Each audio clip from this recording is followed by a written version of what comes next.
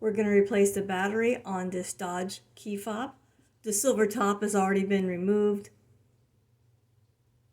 To take it off, you just move the spring-loaded slider to the left and pop the top off. Now you'll see this slot here, right there. Take a wide flat tip and put it in there and just turn it very gently, and you'll feel it eke open once it gets started.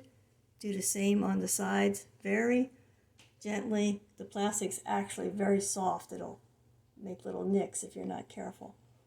And now your battery's in here recessed. Just get your fingernail in there. There.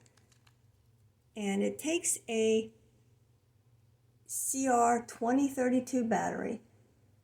So you just put your new battery in, face down, plus sign down. See this little metal spring right there? Pop it in there. Put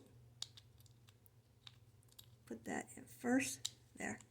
Make sure it's flat. Put the top back on, and now just squeeze it together. You don't hear it snap, it just squishes together. Make sure it's tight all the way around. And put your manual key back in on the top, snap it in, and you're good to go. I hope this is helpful. Thank you.